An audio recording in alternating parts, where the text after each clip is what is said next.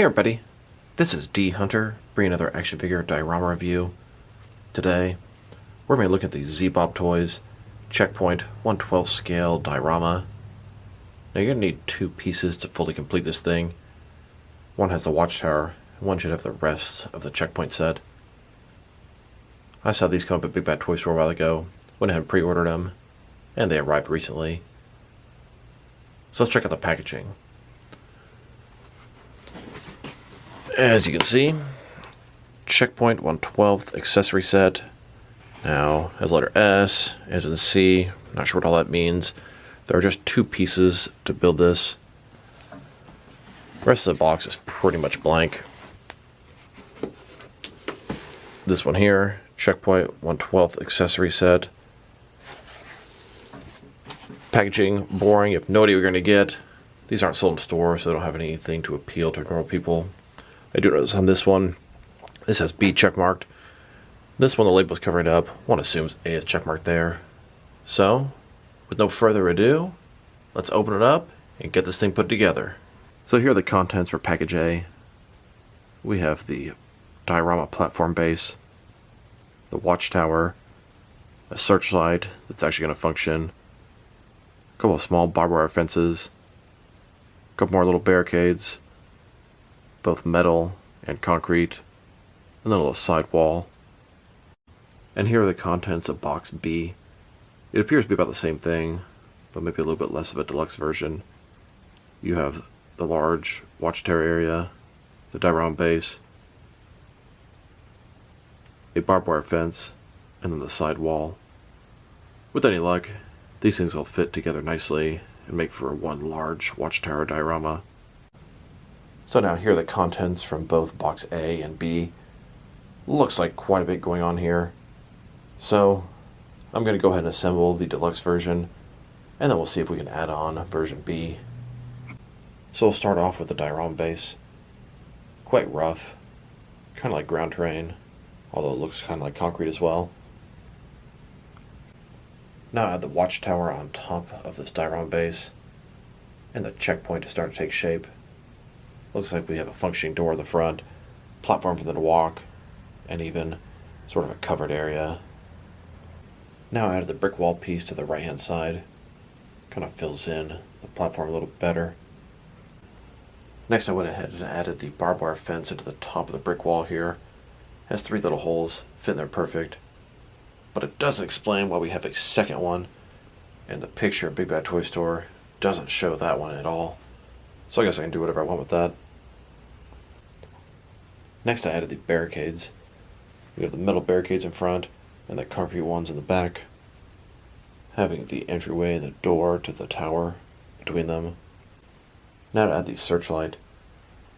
This is how the picture Big Bad Toy Store had it. This side with the box here. You do have to provide your own batteries, but not a big deal.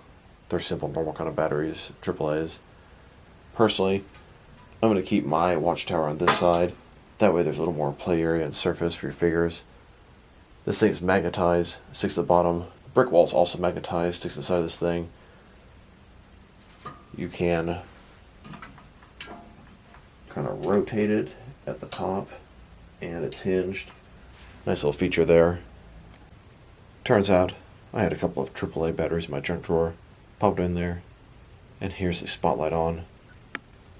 So there you have it. There's the diorama fully assembled. It's actually pretty cool. Next, let's go and check out the measurements of this thing. So let's go ahead and measure this thing from bottom to the tallest point, about 17.5 inches tall.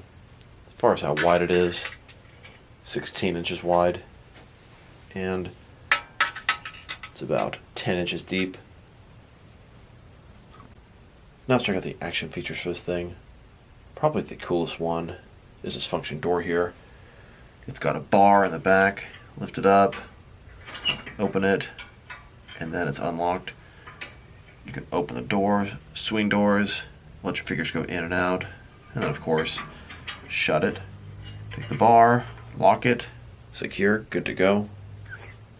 Here's a closer look at the bar on the other side. Lift it up, open it, doors open, shut, put the bar back in, Pretty cool feature. Adds some stability, durability, and security to the set. Here's the backside of this diorama. It has a little surface area at the bottom and the top for your figures. It has this ladder that functions, goes up to the top, and it has this covered area here.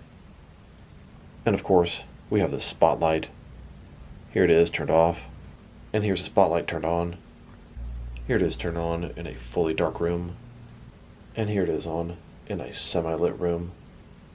Now let's go ahead and get versions A and B put next to each other.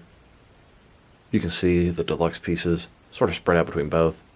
Probably the best way to display these things are going to be side by side like this. But I was definitely curious how they look front and back. So I put them in front of each other, behind each other. I thought this was about the best way to do this. Unfortunately, the towers are on opposite sides. I really wish these things were mirrored so you could display them a different way. But they aren't, so you have to work with what you got. Putting them back to back like this, it does give you a larger surface area for your figures to stand on, which is definitely an added bonus. But the final verdict is, displaying them side by side like this is the best option if you have two of these things. And like I said before, I wish they were mirrored. So one of them had the little tower area on the left, and one had to the far right. Then you'd have a big platform leading to both of them. But they're not exactly made to have two of them together. But it does work. Looks pretty cool like this. I removed the searchlight. That way you have a little more surface area for your figures on top of this checkpoint. And I do feel like if you have two of them together, you want to have the searchlight on the far corner like this. That way your figure's going to have plenty of room to walk around to the top of the checkpoint tower. Now, let's go ahead and get some action figures in this thing. Typically, it's going to work for some more military or militaristic type figures, G.I. Joes, etc. But I think there might be some more we can do with this thing. Here are a whole bunch of Mattel DC Multiverse Rick Flag figures. Did a bunch of head swaps. Now I have a little military unit, similar to the unit that Rick Flag led in the Suicide Squad, led by Amanda Waller. But these really work for some all-purpose, general military type officers. Got a lot of these figures for really cheap, and I like them quite a bit. Their articulation is a little bit subpar, but they fit in really nice with the Hasbro G.I. Joe line, some background characters, and the nice Suicide Squad-esque military team led by Amanda Waller. A lot of uses for these guys. Here are a bunch of G.I. Joe classified figures on this diorama. It is absolutely perfect for them, both scale and style-wise. Yo, Joe! Here's a little setup, kind of like the video game Batman Arkham City. We have the gates that lead into Arkham City, several inmates at the bottom, Hugo Strange at the top, and he's got several of his Tiger Guards keeping everything in order. Now let's check out some action figures from different various companies next to this diorama, so you can see how they fit in both scale and style-wise. In case you want to know which lines you can use with this thing. It's intended for more so 6-inch scale figures. In front of you, we have Jazzwares Fortnite figures on the left, SH Figure Arts figures in the middle, and some Hasbro Marvel Legends on the right. They all scale up great with this diorama. And here are some Hasbro G.I. Joe Classified on the left, some Hasbro Fortnite Victor Real in the middle, and some Mayfix figures on the right. They all scale up great with this thing too. Then, here are some Mattel DC Universe Classics on the left, some Mezco 112 Collective in the middle, and some Jazzwares AEW Wrestlers on the right. Still fitting pretty good with this thing. And now, here's some Mattel Wrestling figures on the left, some NECA figures in the middle, and some DC Direct and DC Collectible figures on the right. Now, they're getting to the 7-inch scale territory. They can still sort of fit under the Watchtower thing, but it's getting pretty close on the clearance. And finally, some McFarlane figures on the left, some Diamond Select toys in the middle, and some Jakks Pacific Wrestling figures on the right. Even the larger 7-inch scale figures, they actually fit in pretty well with this thing. Yeah, the clearance is a little bit low with the sort of Watchtower, the covered area on the top, but it works. And it's not even really fudgeable. It actually works. So overall, this is a fantastic set. Has some pretty cool action features. The assembly is simple, and it looks really good. It's intended more so for a military type of installation, but it works great for so much more than that. It's durable, it's got functioning doors, lights, magnetic pieces, interchangeable, customizable display options. 2 thumbs up. If I were to rate this thing, I'm liking it a lot. I'm going to give it a solid 8 out of 10. Very nice diorama piece. So this is D Hunter. Thank you guys for watching this video. If you liked the video, press like below. If you have anything you want to say with the video, add to the comment section. If you want to see additional action figure diorama and action figure reviews from me, press subscribe. I do appreciate when you do that. Once again, this is D Hunter.